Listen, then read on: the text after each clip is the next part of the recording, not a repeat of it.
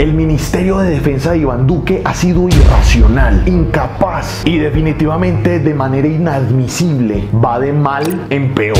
No ha tenido el más mínimo control sobre las fuerzas coercitivas del Estado, ESMAD, policía y ejército. Y si lo ha tenido, entonces ha sido un control aberrante, en donde han utilizado esas instituciones no para proteger a la población, sino para destruirla. ¡Dios mío!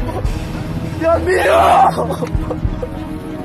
Ayúdenme a hacer viral este video. El ejército me acaba de matar a mi mujer. Ayúdenme, por favor, ayúdenme a difundirlo. Por eso, desde la opinión pública se pide otra vez la renuncia del ministro de Defensa, Carlos Holmes Trujillo. Pero venga, dibujemos bien ese contexto. Como hay unos corruptos que son muy descarados.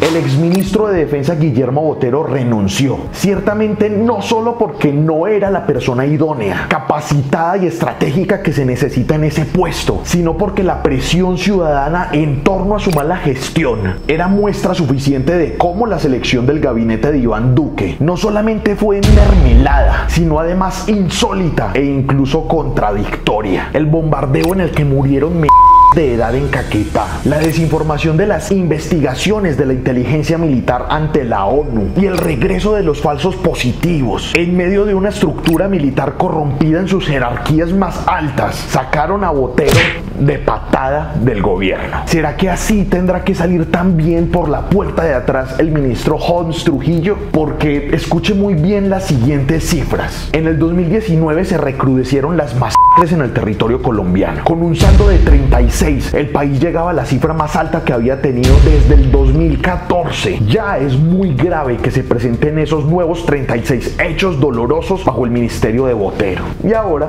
espere, en el 2020 bajo el ministerio de Holmes Trujillo y nada más hasta septiembre ya habían ocurrido más de 60 masacres en el país. Se duplicaron las del 2019, es decir, la muerte sigue su curso en ascenso otra vez, de mal en peor. Deseo agradecer igualmente a los colombianos su apoyo a la fuerza pública. ¿Ausencia de autoridad en los territorios? Sí. Grupos armados intocables, invisibles e incluso no reconocidos como estructuras delincuenciales por el gobierno? Sí. ¿Falta de garantías en el cumplimiento de los acuerdos de paz? Sí. Incapacidad para hacerle frente a las disidencias y las guerrillas que tanto les sirven para hacer campaña política? También. Mal gasto de energía y recursos en estrategias superficiales que no aportan nada en materia reestructural sobre la resolución del conflicto armado en Colombia. Ni se diga. Aunque el problema del Ministerio de Defensa no es únicamente de una cabeza jerárquica. Este es un problemita que, además de venir de antaño, ha venido debilitando y al mismo tiempo corrompiendo las estructuras de la defensa en Colombia. Pero, a ver, ¿qué es lo que ocurre con este ministerio? Digámoslo en muy resumidas cuentas. En el afán de mostrar resultados, aunque sean falsos, una dinámica gubernamental muy bien aprendida con Andrés Pastrana en la presidencia y perfeccionada con Álvaro Uribe, ambos rindiéndole cuentas al gobierno estadounidense y manipulando a las personas con falsas cifras en los medios de comunicación. El Ministerio de Defensa se ha olvidado de su principal y casi que único objetivo para con los colombianos: proteger a la población. Su esfuerzo se ha basado en muchas ocasiones en buscar soluciones que ellos saben muy bien no son en realidad medidas esenciales en el contexto del conflicto armado en Colombia, sino que son medidas superficiales y a fin de cuentas benefician a los mismos políticos de siempre de muchísimas formas, pero principalmente, por supuesto, ayudándolos a perpetuarse en el poder. Demos un ejemplo básico de esto: el glifosato. Holmes Trujillo diría lo siguiente en agosto del 2020 sobre la aspersión aérea con glifosato en Colombia: suspender la aspersión fue un gravísimo error, un grave error que llevó al crecimiento inusitado de cultivos ilícitos. La aspersión aérea hoy es más necesaria que nunca antes. Desastroso.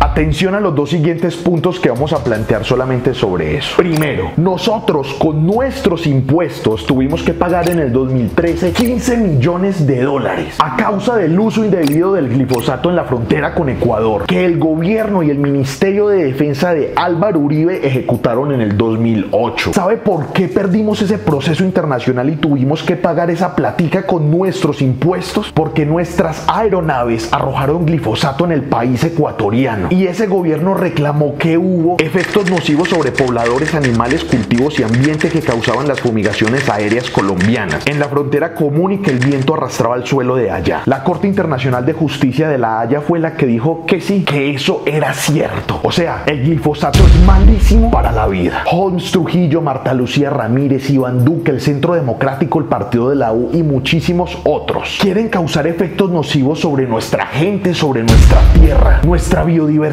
nuestro país, con este veneno arrojado desde los cielos. Y segundo, mientras en el año 2000 había que fumigar 3 hectáreas para erradicar una, en el 2005 hubo que fumigar 22 para erradicar una también.